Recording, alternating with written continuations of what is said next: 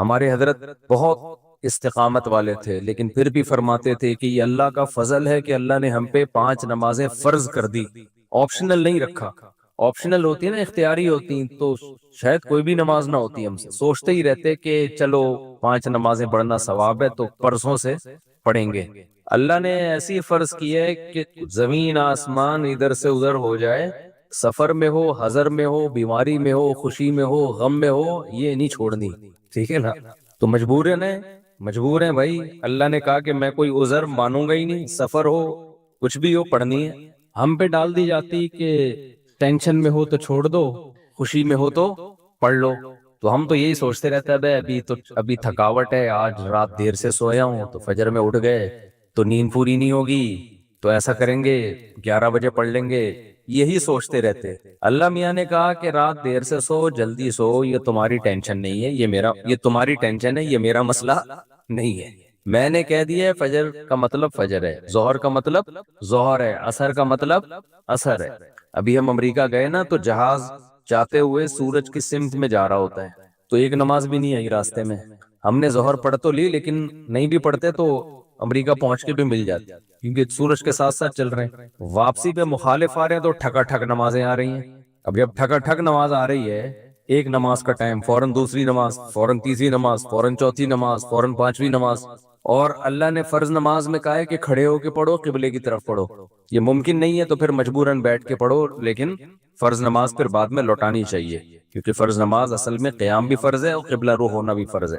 تو اب ہمارے ساتھ دوست تھے، انہوں نے کہا کیسے؟ میں نے کہا مجبوراً بھائی پڑھنی پڑے گی، اللہ کا حکم ہے، نماز آپ سفر میں نہیں چھوڑ سکتے۔ اللہ نے 4 کی 2 کی ہی اسی لیے ہے کہ میں نے 4 کی 2 کر دی ہیں، چھوٹی کر دی ہے اس لیے کہ چھوڑنا نہیں ہے، آدھی کر لو۔ چھوڑنے کا آپشن ہوتا تو اللہ پھر کہہ دیتا ٹینشن میں ہو تو چھوڑ دینا، نہیں تو پھر پوری پڑھ لینا، یہ کہتا نا اللہ تعالیٰ۔ اب جب نماز کا ٹائم آیا، ہم نے کہا کہ نماز پڑھنی ہے، تو وہ نماز میں جہاز میں جگہ کہاں دیتے ہیں؟ خیر ہم نے ریکویسٹ کی تو جگہ آگے، انہوں نے کہا آگے جا کے پڑھ لو۔ تو ہم نے کیا کیا، ہم نے کہا بھائی آج کل ایک ایپ آ رہی ہے، جو لوگ جہازوں میں سفر کرتے ہیں، اس کا نام ہے حلال فری کر کے کچھ ہے، نام بھول گیا میں، بڑا زبردست نام ہے، آپ لوگ نوٹ کر لیں، وہ کبھی جہاز میں سفر ہو نا، حلال ٹرپ، یہ ایپ ڈاؤن لوڈ کر لیں اپنے موبائل میں۔ اور اگر ڈاؤن لوڈ نہیں ہو رہی تو ڈائریکٹ گوگل پہ بھی سرچ کی جا سکتی ہے، حلال ٹرپ گوگل پہ لکھیں تو وہ ایک ویب سائٹ آ جائے گی، وہ کھولیں، وہ آپ سے مانگے گا جہاز کے ٹائمنگ کیا ہے، کدھر سے کدھر جا رہا ہے، کیا تاریخ ہے، آپ اس میں ڈالیں گے، ٹھک کر کے وہ بتا دے گا کہ آپ کی جو گھڑی میں اس وقت ٹائم ہو رہا ہے اس کے مطابق فجر کتنے بجے، ظہر کتنے بجے، عصر کتنے بجے، مغرب کتنے بجے، عشاء کتنے بجے، اور اتنے بجے قبلہ کہاں ہوگا، اتنے بجے قبلہ جہاز میں کس سمت میں ہوگا۔ تو بڑی خاندانی ایپلیکیشن ہے، تو وہ آپ جیسے ہی ڈالیں گے ٹھک کر کے، تو ایک گھڑی آپ ایسی رکھیں جو چینج نہ ہو ٹائم اس کا۔ تو یہ خوب مسئلہ سمجھ لیں کہ جہاز میں آپ کو کھڑے ہو کر نماز پڑھنی ہے، اگر ممکن نہ ہو اجازت نہ دیں پھر مجبوراً بیٹھ کے پڑھیں، لیکن اس نماز کو لوٹا لیں۔ تو ہم نے تو کھڑے ہو کر اجازت مل گئی تھی، ہم نے کہا چلو پڑھتے ہیں۔ اس میں یہ آسانی ہے کہ ظہر اور عصر اکٹھی، لیکن کیسے اکٹھی؟ اس طرح سے اکٹھی کہ ہم نے دیکھا کہ ظہر کا ٹائم ختم ہو رہا ہے، فرض کریں 5 بجے ختم ہو رہا ہے، اور عصر کا ٹائم 5 بجے شروع ہو رہا ہے۔ تو ہم نے کیا کیا، وضو کر لیا، کیونکہ جہاز کے واش روم میں وضو کرنا بھی آسان کام نہیں ہے، تمیز سے وضو کیا کرو، وہاں پہ ایسا کیچڑ نہ کر دو کہ وہ بولیں نمازیوں پہ پابندی لگا دیں، اس میں وضو تمیز سے، پانی نہ گرے۔ میں تو وضو کر کے ٹیشو سے سب نیچے صاف کرتا ہوں، تاکہ کوئی نیا بندہ جائے نا، وہ یہ نہ کہے یہ مولویوں کی وجہ سے دیکھو کیچڑ کتنا ہو گیا، پورا امیج نہ جائے، تو صاف ستھرا کر کے بالکل اس کو، کوئی بات نہیں ہاتھ خراب ہو جائے گا اس کو دھو لو آرام سے، لیکن امیج اپنا خراب نہ کرو کہ یار یہ نمازی لوگ جب بھی جہاز میں آتے ہیں کیچڑ کر کے جاتے ہیں۔ ایک نے مجھے بتایا، پائلٹ نے، کہ ہم کہیں جا رہے تھے، کہیں اجتماع تھا، تو سارے نمازی بیٹھے ہوئے تھے جہاز میں، تو کہہ رہے جہاز کی حالت یہ ہو گئی تھی کہ جیسے کوئی تالاب بنا ہوا ہوتا ہے، سارے وضو کر کر کے آ رہے ہیں گیلے پاؤں کے ساتھ پورے جہاز میں، نا کہتے ہیں ایسا کیچڑ ہم نے زندگی میں کبھی نہیں دیکھا جہاز میں، تو کتنا برا امیج گیا نا۔ تو اس لیے صفائی ستھرائی کر کے ان کو لگے کہ کوئی بات نہیں یار، اگر یہ وضو کر بھی لیتے ہیں تو واش روم میں ذرہ برابر بھی گندگی نہیں ہوتی، تو صاف ستھرا کر کے نکلو باہر۔ اس بیان ابھی شروع کروں گا، لیکن یہ بھی ضروری بات ہے تاکہ جہازوں میں بھی نمازوں کا اہتمام کریں۔ اللہ کو نماز بہت زیادہ محبوب بھی ہے، اور اللہ کے ہاں جتنی ویلیو نماز کی ہے نا، اتنی کسی حکم کی نہیں ہے۔ اللہ نے نہیں چھوڑی ہے، میں نے دیکھا ہے لوگ جہازوں میں نمازیں گول کر رہے ہیں، ٹرینوں میں نمازیں گول کر رہے ہیں، شاپنگ میں نمازیں، ہو بھائی میدان جنگ میں اللہ کہہ رہا ہے، میدان جنگ میں کہ نہیں اگر تم میدان جنگ میں کھڑے ہو کر پڑھ سکتے تو پیدل پڑھ لو، سواری پہ پڑھ لو، اے اللہ بعد میں پڑھ لیں گے نا، جنگ سے جب فارغ ہو جائیں گے پھر پڑھ لیں گے، ابھی کیا ٹینشن ہے؟ اللہ نے کہا ان الصلاۃ کانت علی المؤمنین کتابا موقوتا، نماز مومنین پر مقررہ اوقات میں فرض ہے، یہ نہیں ہے کہ بعد میں پڑھ لو۔ کتنے آرام سے کہتے ہیں بھی سفر میں ابھی کہاں جائیں کیا کریں، نہیں بھائی، نمازی آدمی زمین آسمان ادھر سے ادھر ہو جائے وہ کہتا ہے بھائی چھوڑنی نہیں ہے، کچھ بھی ہو جائے۔ آج نمازی بھی نمازی نہیں رہے ہیں، تو ہم نے یہ ضرور کیا کہ اس میں وضو بہت مشکل کام ہے، تو اس میں پھر ہم نے یہ کیا کہ بھائی 5 بجے جیسے اپلیکیشن سے پتہ چل گیا شافی وقت کے مطابق 5 بجے ظہر قضا ہو رہی ہے، تو بھائی 4:45 پہ یا 4:50 پہ ہم نے ظہر پڑھ لی، قبلہ رخ کھڑے ہو کر 2 رکعت پڑھی ہے، تھوڑی دیر میں عصر کا ٹائم ہو گیا، اسی وضو سے عصر نمٹا لی، سمجھتے ہو؟ تو یہ اس طرح سے نبی صلی اللہ علیہ وسلم نے نمازوں کو سفر میں جمع کیا ہے۔ اور یہ جو حدیث ہے نا جس میں آتا ہے نبی صلی اللہ علیہ وسلم نے بغیر کسی عذر کے سفر کے نمازیں اکٹھی پڑھی ہیں ظہر عصر کی، تو اس کا بھی یہی مطلب ہے، ایسے اکٹھی نہیں ہے کہ ظہر کو قضا کر دیا ہو یا عصر کو ظہر کے ٹائم پہ پڑھ لیا ہو، ورنہ پھر یہ جو آیت ہے حافظوا علی الصلوات والصلاۃ الوسطی، نمازوں کی حفاظت کرو خصوصاً عصر کی نماز کی، پھر اس کا مطلب کیا ہو گیا؟ اس کا تو پھر مطلب ہی نہیں بنتا کوئی، تو حدیث کی وہ تشریح کی جائے گی جو قرآن سے میچ کر رہی ہو۔ تو اس طرح سے پھر مغرب عشاء بھی ایسے پڑھ سکتے ہیں آپ، مغرب کو ڈیلے کر دیا، عام حالات میں یہ مناسب نہیں ہے، نبی صلی اللہ علیہ وسلم کا معمول نہیں تھا، لیکن کبھی کبھار کوئی عذر ہو تو اس طرح سے ڈیلے کیا جا سکتا ہے۔ تو مغرب کو تھوڑا ڈیلے کیا عشاء کے قریب، صحیح بخاری کی حدیث ہے، اس میں حضرت عبداللہ بن عمر نے اسی طرح جمع کیا ہے کہ مغرب پڑھی تلبث یسیرا، تھوڑی دیر ٹھہرے پھر عشاء پڑھ لی، تو اس سے پتہ چلتا ہے کہ جن حدیثوں میں آتا ہے اکٹھی پڑھی ہیں تو ان کا یہ مطلب ہے جو بخاری میں بیان۔ خیر ابھی یہ ٹاپک نہیں ہے کیونکہ لوگ کہتے ہیں کہ یہ لوگ حدیثوں کو نہیں مانتے، حدیثوں میں تو 2 نمازیں اکٹھی پڑھنے کا ہے، ہم مانتے ہیں اکٹھی، لیکن اکٹھی کا مطلب کیا ہے؟ تو خلاصہ یہ ہے کہ کسی قیمت پہ بھائی نماز قضا بولو مت کرو۔ دیکھو بار بار ایک بات بیان کرتا ہوں، اللہ کے حکم میں آسانی ہے، لچک نہیں ہے، کیونکہ دنیا میں کوئی بھی قانون ساز اپنے قانون کو ہلکا نہیں سمجھتا۔ دنیا میں جو بھی حکومت ہوتی ہے قانون بنائے اور یہ کہے کہ یہ لازم ہے، اس کے بعد پھر وہ لازم نہ کرے، اور تو اس کا مطلب خود اپنے قانون کی ویلیو کو وہ ڈی ویلیو کر رہی ہے نا، یہی مطلب ہو گیا نا۔ دنیا میں کوئی یہ نہیں کرتا، تو اللہ قانون بنائے اور کہے کہ یہ فرض ہے، سفر میں بھی فرض ہے، حضر میں بھی فرض ہے، پھر اللہ کہ چلو میں نے کہہ تو دیا باقی تمہاری مرضی، نہ نہ نہ نہ نہ نہ، صحیح ہے، اللہ نے کہہ دیا اب ہے تو ہے، اب آپشنل نہیں ہے۔ رمضان کی بار بار میں بتاتا ہوں نا، روزے میں مزدور کو بھی روزہ رکھنا پڑے گا، کتنی سخت گرمی ہو، کیونکہ اللہ نے قانون بنا دیا بھائی بیماری میں سفر میں چھوڑ سکتے ہو، اس کا مطلب تیسرا کوئی عذر نہیں ہے، رکھنا پڑے گا۔ تو اس لیے جو فرائض ہے نا، واجبات فرائض، اس میں اللہ کے قانون آسان ضرور ہے، لچکدار نہیں ہے، جب ہے تو ہے۔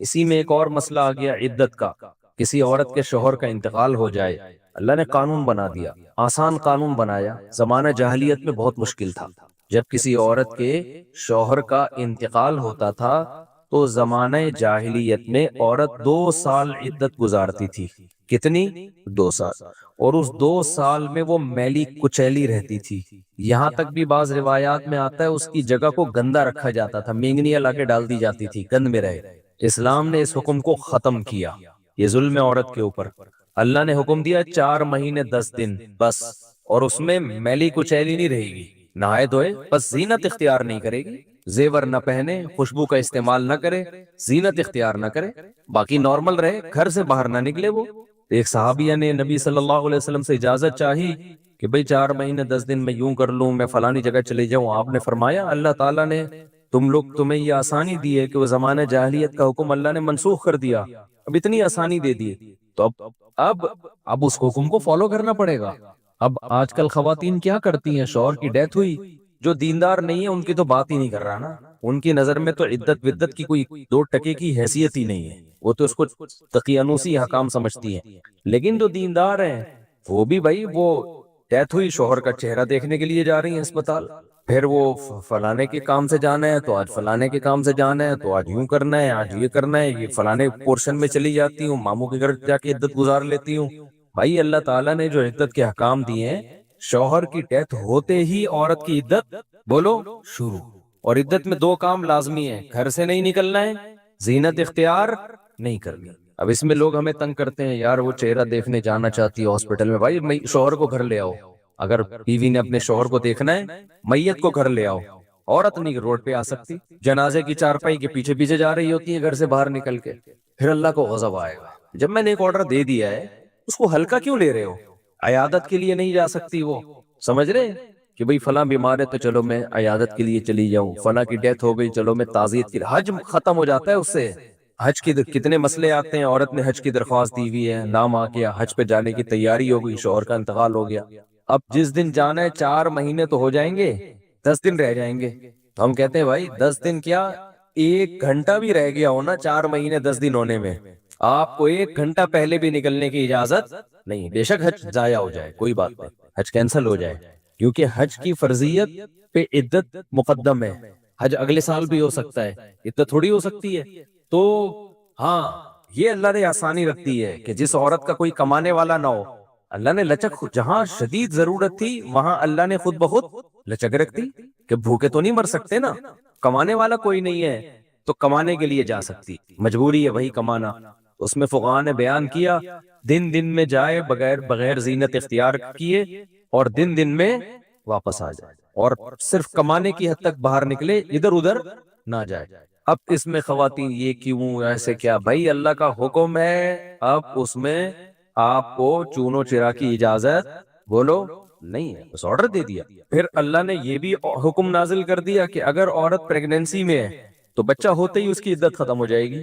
دیکھو ہمارے نبی صلی اللہ علیہ وسلم بھی اللہ کے آرڈر کے سامنے کیسے اپنی عقل نہیں استعمال کرتے تھے. ایک صحابیہ کو حمل تھا, ان کے شوہر کی ڈیتھ ہوئی ہے اور ادھر بچہ پیدا ہو گیا, ادھر ڈیتھ ہوئی اور ادھر فوراً ہی. اب ان کو خیال ہوا بھائی اتنی جلدی تو عدت پوری نہیں ہوتی, تو کیا کر رہے ہیں, نبی نے سے مسئلہ پوچھا گیا, آپ نے فرمایا ختم. جب اللہ نے کہہ دیا وَأُولَاتُ الْأَحْمَالِ أَجَلُهُنَّ أَن يَضَعْنَ حَمْلَهُنَّ, کہ حمل والی عورت کی عدت یہ ہے کہ بچہ جن لے, تو بچہ جن دیا تو اللہ نے تو نہیں کہا کہ 1 سیکنڈ بعد جنے یا 1 سال کے بعد جنے, اللہ نے یہ کہا ہے اللہ نے قرآن میں. تو ہمارے نبی بھی اللہ کے حکم کو کیسے فالو کرتے تھے نا. اگر یہی بچہ پہلے پیدا ہو جاتا, پیدا ہوتے ہی شوہر کی موت ہو جاتی. فقہا بہت باریک مسائل بیان کرتے ہیں, اور آج کل کے اسکالر نا ان کا مذاق اڑاتے ہیں کہ دیکھو یہ اتنی باتوں میں لوگوں کو الجھایا ہوا ہے. فقہا نے بیان کیا کہ ادھر بچہ پیدا ہوا, کیونکہ ایسا ممکن ہے, قانون جب لکھا جاتا ہے تو امکان کو بھی لکھا جاتا ہے کہ ابھی آدھا بچہ پیدا ہوا ہے اور شوہر کی ڈیتھ ہو گئی تو کیا ہوگا. ایک ہے بچہ پیدا ہوتے ہی شوہر کی ڈیتھ ہو جائے, تو بچہ چونکہ پہلے پیدا ہوا ہے, شوہر کی ڈیتھ بعد میں ہوئی ہے, تو اب عدت کیا ہوگی, اب 4 مہینے 10 دن چلے گی. ادھر شوہر کی ڈیتھ ہوئی اور فوراً بچہ پیدا ہو گیا تو عدت ختم. اب ایسے بھی کیس قیامت تک کے لیے دین آیا ہے نا, ایسا بھی ممکن ہے کہ شوہر کی ڈیتھ ہوئی اور بچہ آدھا پیدا ہوا ہے اور ادھر ڈیتھ ہوئی اس کی, یعنی ولادت ہو رہی تھی اور شوہر کا انتقال. امکان تو ہے نا, لا جب لکھا جاتا ہے نا تو اس میں امکانات بھی لکھے جاتے ہیں. تو فقہا نے اس میں بھی بحث کی ہے کہ اس صورت میں کیا ہوگا, یا عورت کنفیوز ہے, پتہ ہی نہیں چل رہا کہ جب اطلاع ملی ہے تو بچہ پیدا ہو چکا تھا یا نہیں ہوا تھا. اس کے بھی فقہا نے احکام لکھے ہیں, تو بہت باریکیوں میں جا کے, تاکہ آئندہ آنے والے لوگوں کو کنفیوژن نہ ہو. آپ کتاب میں جا کے دیکھو, ہر مسئلہ فقہا نے ڈسکشن کی ہے اور اس کو بیان کیا ہے. تو ذرا سے فرق سے عدت کا حکم چینج, لیکن کیوں اتنا احتیاط کیوں بھائی, اللہ کا جب لا ہے تو وہ 2 اور 2 4 کی طرح ہے. سمجھتے ہو کہ نہیں سمجھتے ہو؟ جب اللہ نے کہہ دیا کہ بھائی جو حمل والی عورت ہے اس کا بچہ پیدا ہوتے عدت ختم, اگلے سیکنڈ میں بچہ پیدا ہوا عدت ختم. حضرت عائشہ کا قول ہے یا کسی صحابی کا کہ شوہر کو ابھی غسل بھی دیا جا رہا ہو نا, ابھی دفنایا بھی نہیں جا رہا ہے, اور بچہ پیدا ہو جائے تو بس ختم عدت, چاہے دفنایا بھی نہ ہو, فوراً نکاح کر سکتی ہے وہ, ٹھیک ہے نا, فوراً نکاح کر سکتی ہے. تو اللہ نے اجازت دے دی اس کو. اب اس میں حکمت کیا ہے ہمیں نہیں پتا بھائی, اللہ کا حکم ہے, نص وارد ہو گئی تو نبی نے بھی اس پر عمل کیا, صحابہ نے بھی, ائمہ مجتہدین نے بھی.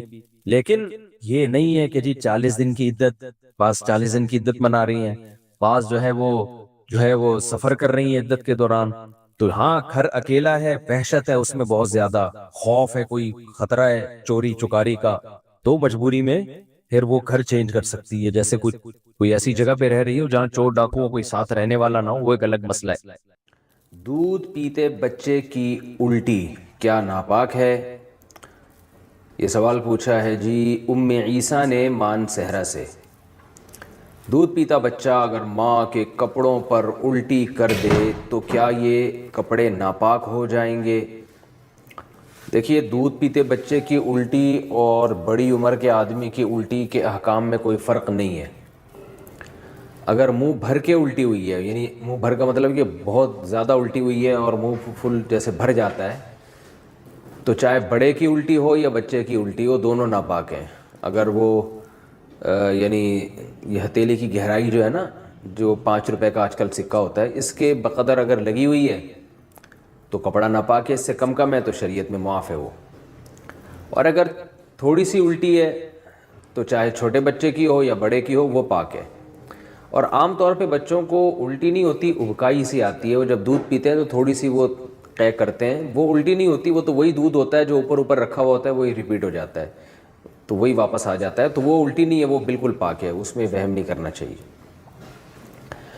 فجر کے بعد سونا کیسا ہے؟ فجر کی نماز کے بعد کیا سونا جائز ہے؟ علی صاحب ملیشیا سے۔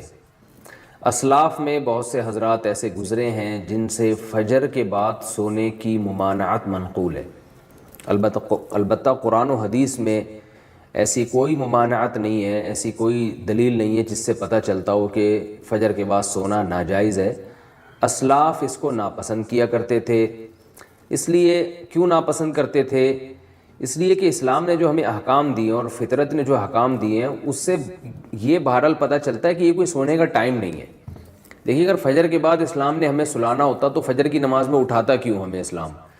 یعنی یہ تو عجیب سی بات ہوئی نا، کسی کو اٹھا کے دوبارہ سلایا جا رہا ہے۔ تو اسلام نے فجر کی نماز رکھی ہے یہ بتانے کے لیے کہ یہ اٹھنے کا ٹائم ہے، اور فطرت بھی یہی کہتی ہے کہ آپ فجر کے بعد نہ سوئیں۔ پرندوں کو دیکھ لیں، جانوروں کو دیکھ لیں آپ، کہ پرندے صبح صبح کیسا چہچہانا شروع کر دیتے ہیں، بلکہ مرغا تو تہجد کے وقت سے ہی اذانیں دینا شروع کر دیتا ہے۔ اور آپ صلی اللہ علیہ وسلم نے فرمایا لا تسبوا الدیک فإنہ یؤذن للصلاۃ، مرغے کو برا مت کہا کرو، اس لیے کہ وہ اذان کے لیے، وہ نماز کے لیے جگاتا ہے۔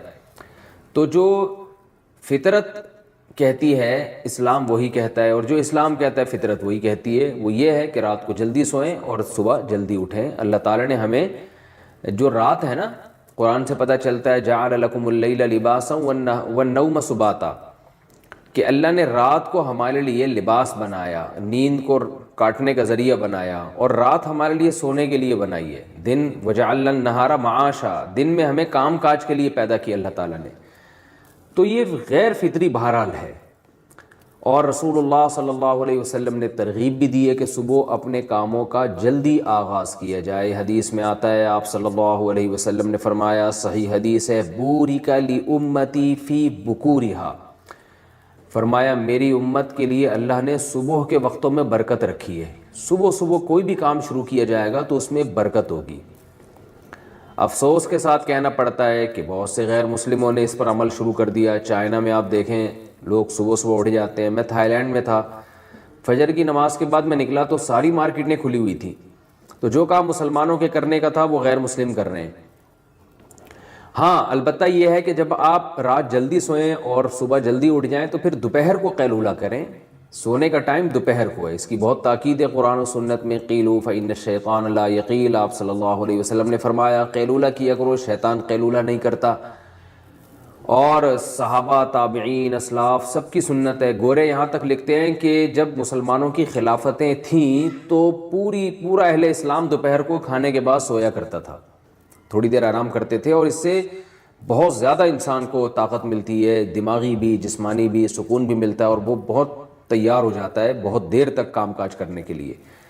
تو جو سونے کا جو نیچرل ٹائم ہے وہ ہے عشاء پڑھتے ہی آپ سو جائیں، اور رات کو بہت جلدی اٹھیں آپ، یعنی 5 6 7 گھنٹے، 5 گھنٹے 6 گھنٹے، کسی کو بہت زیادہ سو لیا تو 7 گھنٹے سو جائے گا، تو 5 6 گھنٹے کی نارملی نیند پوری کرنے کے بعد آپ اٹھ جائیں، اور پھر فجر کی نماز سے 10 15 منٹ پہلے آپ تھوڑی دیر کے لیے ایک شارٹ نیپ جسے کہہ سکتے ہیں، بہت تھوڑی سی دیر آرام وہ کر لیں، وہ بھی سنت ہے۔ یعنی آپ رات بہت جلدی سو گئے، عشاء پڑھتے ہی بہت جلدی رات کو اٹھ گئے آپ، کیونکہ کئی گھنٹوں کی آپ کی نیند پوری ہو جائے گی اگر آپ عشاء کے بعد سوتے ہیں۔ اور پھر فجر کی نماز سے پہلے آپ تھوڑی دیر، اذان کے بعد نماز سے پہلے 10-15 منٹ آپ تھوڑی دیر ہلکی سی نیند لے لیں، اس سے دوبارہ فریش ہو جائیں گے. اس کے بعد پھر آپ دوپہر کو کھانے کے بعد تھوڑی دیر آرام کریں، سوئیں. تو یہ جو نیچرل یعنی سونے کی یہ روٹین ہے، تو یہ بہت اس کی یعنی سنت سے بھی ثابت ہے، صحابہ سے بھی، اسلاف سے بھی. البتہ یہ کوئی فرض واجب نہیں ہے، کیونکہ بعض لوگوں کی روٹین ایسی ہوتی ہے کہ وہ بیچارے رات کو نہیں سو سکتے، ان کے کام نائٹ ڈیوٹی ہے کسی کی، یا کسی کو اسٹڈی کے لیے فرصت ہی اس ٹائم پہ مل رہی ہے، یا اور کوئی ایسا مسئلہ ہے کسی کے ساتھ، تو اس کا کوئی فرض واجب سے تعلق نہیں ہے. تو ایسی کنڈیشن میں اگر کسی کی رات کو نیند پوری نہیں ہو سکتی تو فجر کے بعد بھی وہ سو سکتا ہے، کیونکہ نیند پوری نہ کرنا یہ زیادہ نقصان دہ بنسبت اس کے کہ آپ غلط ٹائم پہ سو کے نیند پوری کر لیں. یہ پھر بھی نسبتاً بہتر ہے، کیونکہ نیند ہی نہیں ہو پھر تو بہت بڑے نقصانات ہو جائیں گے. تو نیند تو روٹی سے زیادہ ضروری چیز ہے. تو اس لیے نیند پوری کرنے کے لیے اگر کسی کو مجبوراً فجر کے بعد سونا پڑتا ہے تو کوئی حرج نہیں ہے اس میں، لیکن نارملی اسلام نے اس کو پسند نہیں کیا ہے، کیونکہ اسلام دین فطرت ہے. تو حلال و حرام سے اس کا تعلق نہیں ہے، بہتر اور مستحب بہرحال یہ نہیں ہے. اور آپ صلی اللہ علیہ وسلم کی ترغیب بھی ہے کہ صبح کے وقت میں اللہ تعالی نے میری امت کے لیے برکت رکھی ہے، تو اپنے کاموں کا فجر کے فوراً بعد سے آغاز کر دینا چاہیے. اور وہ وقت ویسے بھی ذکر و تسبیحات کا وقت ہے، یہ ایکسرسائز کریں آپ اس میں. بڑی خاندانی بات کیا کرتے تھے، آج وہ باتیں ہمیں سمجھ میں آ رہی ہیں. اس وقت تو ہم مدرسے میں ہی رہتے تھے نا، باہر دنیا میں نکلے نہیں تھے، تو ہم کہتے ہیں پتہ نہیں کس قسم کی باتیں کر رہے ہوتے. آج جب دنیا میں نکلے ہیں تو اب پتہ چلا بھائی بڑی صحیح قسم کی باتیں کر رہے ہوتے. حضرت فرماتے تھے دنیا کی محبت کے 2 شعبے، اصل میں تو 3 شعبے ہیں. جب ہم کہتے ہیں نا دنیا سے محبت نہ کرو، تو اس کے بہت سارے شعبے، لیکن میجر شعبے اس کے 3 ہیں. یہ 3 چیزوں کو کہا جاتا ہے دنیا سے. نمبر 1 حب باہ. باہ کا مطلب شہوت پرستی، ٹھرک. لڑکیوں کو دیکھنے کا ہر وقت، فحش فلمیں کا، اور ہر وقت جو ہے نا حلال پہ کم بخت کو قناعت ہی نہیں ہو رہی ہے. کچھ ایسے ٹھرکی سوسائٹی میں ہوتے ہیں کہ نہیں ہوتے؟ کہیں کوئی انٹی گزر رہی ہو تو گھر تک پہنچا کے آئیں گے اس کو. اپنی بیوی سے بات کرنے کا ٹائم نہیں ہے، ہر ایک کی بیوی کو گھور گھور کے ان سے برداشت ہی نہیں ہوتا. اٹ از کالڈ ٹھرک. یہ حب باہ کہلاتی ہے. کیا کہلاتی ہے؟ اس کو لفظ یاد رکھ لیں، حب باہ. باہ ہونی چاہیے. باہ کہتے ہیں مردانگی کو.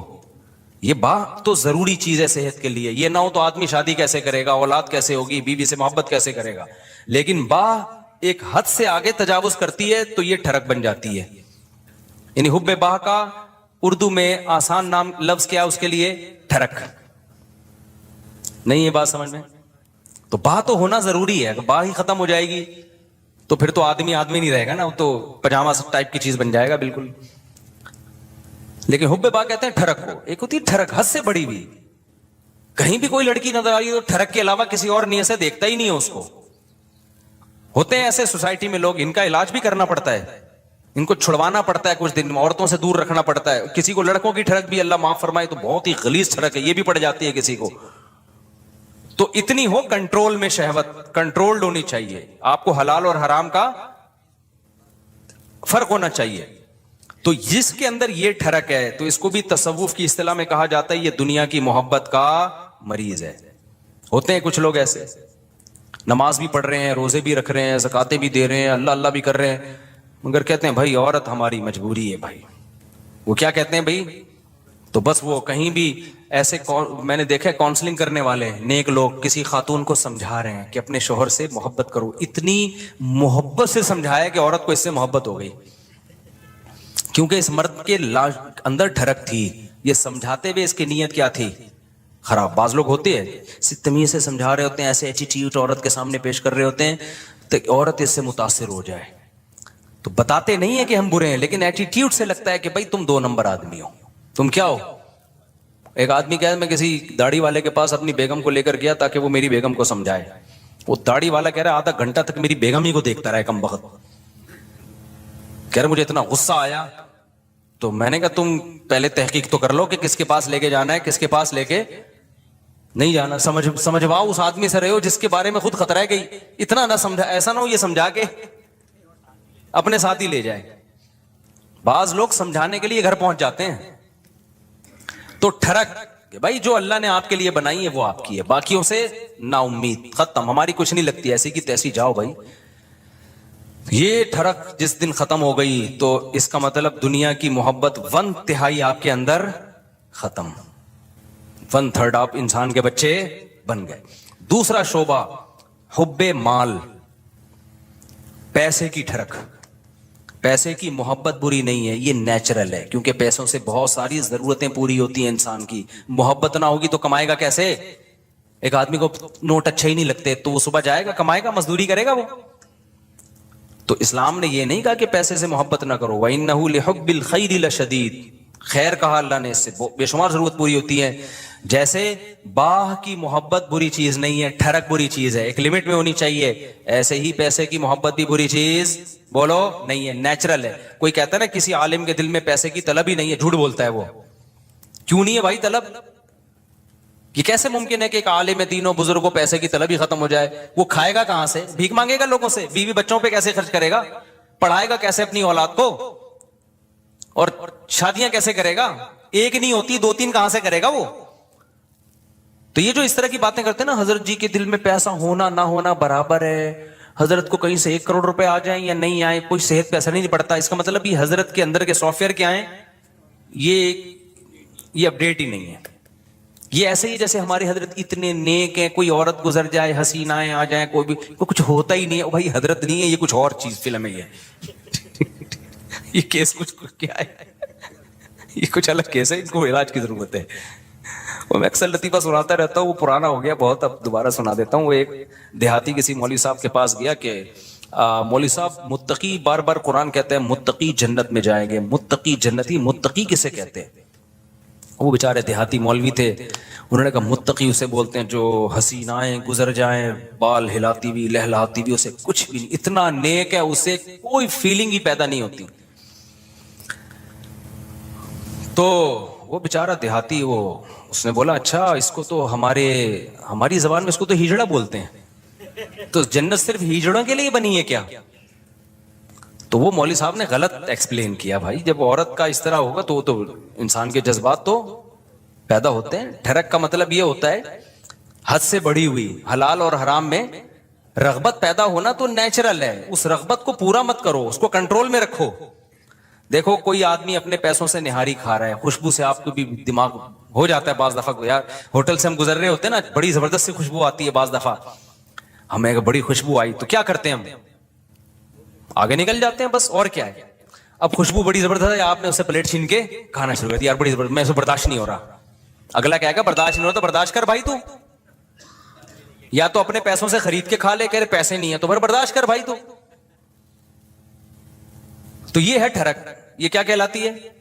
ڈھکن کھلا، بس خوشبو آئی اور دیگ میں گھس گئے، یہ نہیں دیکھ رہے کہ یہ دیگ کا ڈھکن میرے لیے کھلا ہے یا کسی اور کے لیے کھولا گیا ہے۔ ہوتے ہیں بعض لوگ ندیدے، ہوتے ہیں نا بعض لوگ ندیدے، کوئی بھی کھا رہا ہے شادیوں میں، ادھر چلے گئے، بھائی قورمے کی جب دیگ کھلے گی تو خوشبو آئے گی، اچھی بھی لگے گی، یہاں تک نیچرل ہے۔ خوشبو ہی نہیں آ رہی تو ناک خراب ہے، خوشبو آ رہی اچھی نہیں لگ رہی تو قورمے کا ذوق ہی نہیں ہے تمہارا، تم وہی سگریٹ اور پان گٹکے ہی کھایا کرو جا کے، تو ذوق ہی نہیں ہے تمہارا، ذوق خراب ہو گیا ہے۔ تو اسی طرح یاد رکھو، جیسے شہوت ایک لمٹ میں، یہ صحت کی علامت ہے، لمٹ کراس کرے گی تو یہ ٹھڑک ہے، اسی طرح پیسے کی محبت ایک لمٹ میں، یہ صحت مند ہونے کی، دماغ صحیح کام کر رہا ہے، اس کی علامت ہے، آپ کے فطرت سلیمہ پر ہونے کی علامت ہے۔ جس میں یہ محبت ہے ہی نہیں پیسے کی ذرا سی بھی، اس کا مطلب بھائی یہ پاگل ہے، اس کا دماغ، پاگلوں میں محبت بچوں میں تھوڑی ہوتی ہے۔ بچوں کو جو بالکل چھوٹا بچہ جس کو پیسے کا نہ پتا ہو، 5000 کا نوٹ پکڑاؤ، 5 روپے پکڑاؤ، اسے کوئی فرق، وہ کھانا شروع کر دیتا ہے، ایسے ہی کرتا ہے نا، پھاڑ دیتا ہے وہ۔ لیکن ایک ہے ٹھڑک پیسے کی، وہ ٹھڑک کیا ہے؟ حلال حرام کی پرواہ کیے بغیر کمانا، ہر وقت اس کی فکر کو مسلط کر لینا، پتہ بھی ہے دنیا مسافر خانہ ہے، لہذا پیسہ مل جائے اچھی بات ہے، نہیں ملا تو کوئی بات نہیں، روکھی سوکھی سا گزارا کر لیں گے۔ تو یہ کیا ہے؟ یہ اس کی علامت ہے بھائی، یہ محبت لمٹ میں ہے۔ پھر اس پیسے سے آخرت بھی کماتا ہے، صدقہ خیرات بھی کرتا ہے، اسے پتا ہے یار جب مجھے یہاں پیسے کی ضرورت ہے تو صدقہ کر کے آگے بھی تو بھیجو نا۔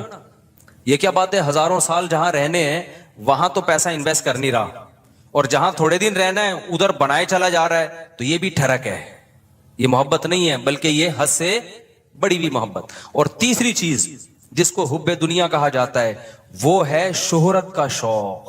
ہر جگہ میری ٹانگ اونچی رہے. اس میں بھی ایک جائز ہے. ہر شخص چاہتا ہے کہ میری عزت ہو. یہ بری چیز نہیں ہے. اپنی بےزتی پہ بےزتی محسوس ہر ایک کو ہوتی ہے. یہ بری چیز نہیں ہے. جن لوگوں کو اپنی بےزتی پہ بےزتی محسوس نہیں ہوتی نا وہ عزت دار لوگ نہیں ہوتے. وہ نارمل لوگ نہیں ہوتے. وہ پھر بےزتی ہوتے ہیں. وہ جیسے ایک آدمی کسی علاقے میں گیا اور آ کے کہتا ہے شکر ہے میری اس علاقے میں عزت نہیں ہے. لوگوں نے پوچھا اس میں شکر کی کیا بات کر رہے؟ اگر عزت ہوتی تو آج میری بہت زیادہ بےزتی ہو چکی تھی. لیکن بےزتی ہوئی ہے لیکن وہ مجھے محسوس نہیں ہوئی کیونکہ میری پہلے سے عزت ہے ہی نہیں.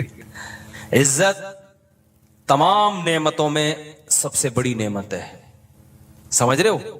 سب سے بڑی نعمت کیا ہے؟ عزت. لیکن لہذا اس عزت کو عربی میں کہتے ہیں جاہ. وجیح سنا ہے نا لفظ وجاہت والا. تو اور دوسرا لفظ سنا تو جاہ. تو ایک جاہ کی محبت کی ایک نیچرل ہے. کوئی بھی بچہ بھی اپنی بے عزتی پسند نہیں کرتا. لیکن یہ جاہ لمٹ میں ہوگی تو ٹھیک ہے. لمٹ کراس کرے گی تو کیا ہے؟ پھر یہ حب جاہ کہلاتی ہے. ہوس کہلاتی ہے. اس کو تصوف کی اصطلاح میں کہتے ہیں حب جاہ کا مریض ہے. کیا مطلب؟ جہاں کا موقع نہیں آپ وہاں بھی جاہ تلاش کرنے کی فکر میں لگے ہوئے ہو. مثال کے طور پر آپ کے بڑے بیٹھے ہوئے ہیں, کوئی ڈیبیٹ ہو رہی ہے, وہ بڑے بات کر رہے ہیں, آپ کو یہ لگا کہ یار میں یہ تو سارا یہ بحث کر کے سارا کریڈٹ ان کو چلا جائے گا, تو میں بھی اپنی موجودگی کا احساس دلاؤں کہ مجھے بھی پتا ہے یہ سب مجھے بھی آتا ہے. آپ نے وہاں بیچ میں بولنا شروع کر دیا. یہ حد سے بڑی ہوئی محبت ہے جہاں کی. یہ بدتمیزی ہے.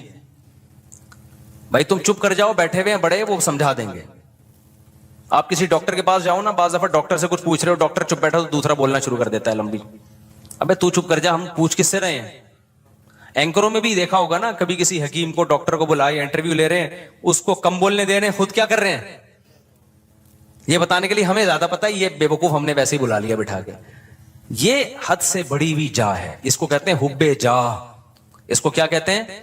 یہ لفظ یاد رکھ لیں, حب مال, حب جاہ, حب با. یہ یاد رکھیں. یہ آپ کو سوسائٹی میں اس کے مریض بہت نظر آئیں گے. بلکہ سوسائٹی میں مت دیکھو, سب سے پہلے کس کو دیکھو کہ میں تو کہیں اس کا مریض نہیں ہوں, میرے اندر تو یہ بیماری نہیں ہے. سمجھتے ہو کہ نہیں سمجھتے؟ میرے اندر تو بیماری نہیں ہے یہ. تو اب اس میں کیا ہوتا ہے کہ یہ جو حب جاہ کا مسئلہ ہے نا, یہ بہت کامن ہے. مذہبی اسکالرز میں تو بہت زیادہ ہوتا ہے. یہ جو کہتے ہیں نا ابو حنیفہ کی تقلید نہیں کرو, مطلب کیا ہوتا ہے کہ یار لوگ مجتہدین کے پیچھے جائیں گے تو ہمارا منجن نہیں بکے گا, ہم سے کون فتویٰ لے گا پھر. مقلد کہہ دیتا ہے آرام سے, بھائی میرے پاس علم کم ہے, میں ابو حنیفہ کو فالو کرتا ہوں, میں امام شافعی کو فالو کرتا ہوں, بھائی ہم کیا ہے, ہم ان کے مقابلے میں کیا ہیں, جاہل ہیں. وہ مان لیتا ہے آرام سے. آج کل کے مذہبی اسکالر نہیں مانتے. وہ یہ منہ سے پھوٹ دیں کہ ہم محقق نہیں ہیں, تو لوگ کہیں گے جب نہیں ہو تو پھر کیا کر رہے ہو بیٹھ کے یہاں پہ. لہذا وہ ہوتے نہیں ہیں, لیکن ٹانگ اونچی رکھنے کے لیے بڑی بڑی پھینکتے ہیں کہ ہم ہیں, ہم ہیں, ہم ہیں, ہم ہیں, ہم ہیں. میں مانتا ہوں ان میں کچھ صحیح لوگ بھی ہوتے ہیں, سارے برے نہیں ہوتے. میجورٹی حب جاہ کی مریض ہوتی ہے. میجورٹی کس کی مریض ہوتی ہے؟ حب جاہ, کہ میری طرف آؤ, میری طرف آؤ. یہ بڑی بھی محبت ہے. یہ وہ نہیں ہے جو نیچرل ہے, یہ ہوس ہے, یہ عزت کی ہوس ہے. اور اللہ کو عزت کی ہوس پسند نہیں ہے. قرآن کہتا ہے تلک الدار الاخرہ نجعلها للذین لا یریدون علوا فی الارض. ہم آخرت اسی کو دیں گے جو زمین میں اپنی برتری نہیں چاہتے. یہاں برتری سے ناجائز برتری مراد ہے. ہر جگہ اپنی ٹانگ اونچی رکھنا. مجھے یاد ایک دفعہ میں کہیں گیا, کوئی علماء بیٹھے ہوئے تھے, عرب علماء تھے, تو عربی میں بات کر رہے تھے, کچھ سلام دعا ہو رہی تھی, میں بھی کچھ بات کی, تو ایک لڑکا گراؤں پر بیٹھا, وہ بیچ میں بولنا شروع, سوال مجھ سے پوچھ رہے ہیں, جواب کون دے رہا ہے وہ. تو میں نے بعد میں اس کو الگ سے سمجھایا. میں نے کہا آپ میں حب جاہ کی بیماری ہے. کیا ہے؟ میں نے کہا انسان کو اپنی بیماریوں کا خود پتا نہیں چلتا. جب سوال مجھ سے پوچھ رہے ہیں اور اس کی وجہ سے میں خاموش کی, کیونکہ میں بھی بولوں گا تو وہ بولیں گے یار ان کو کیا ہے, یہ ادھر بھی بول رہا ہے یہ بھی بول رہا ہے, ان کو تمیز نہیں بات کرنے کی. بولتا تو ایک ہی آدمی ہے نا. ہم تو چپ بیٹھ گئے پھر کہ یار برا امیج جائے گا, اگلا چپ نہیں ہو رہا. حالانکہ وہ جواب صحیح دے رہا تھا. بھائی آپ سے جب پوچھا نہیں ہے تو صحیح اور غلط کی بات ہی نہیں ہے نا. آپ اپنی موجودگی کا کیوں احساس دلا رہے ہو کہ میں بھی ہوں, مجھے بھی آتا ہے. چھوڑ دو, آپ کو جو پاتا ہوگا بتا, یہ پوچھیں گے بتا دینا. ہمارے فرمایا کرتے تھے قاری لوگ نا مغرب کی نماز میں قل اللہ احد نہیں پڑھتے.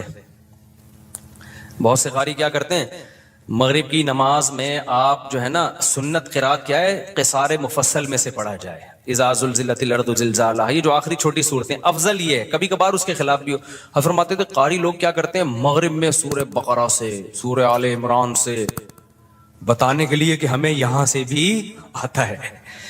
قاریوں سے بدگمان نہ ہو, ضروری نہیں ان کی یہ نیت ہو. حضرت تو تربیت کا عنصر غالب تھا نا, اور قاری لوگ بیٹھتے بھی تھے تربیت کے لیے, حضرت کو بتا رہے تھے کہ لیکن یہ بعض دفعہ یہ نیت واقعی ہوتی ہے کہ قل اللہ پڑھ لیں گے تو لوگ بولیں گے قل اللہ تو ہمیں بھی آتی ہے یار, وہ پڑھو. لوگ کہیں باقی بھائی اس کو وہ آتا ہے جو ہمیں نہیں آتا, تو سنت قرات چھوڑ دیتے ہیں اس چکر میں.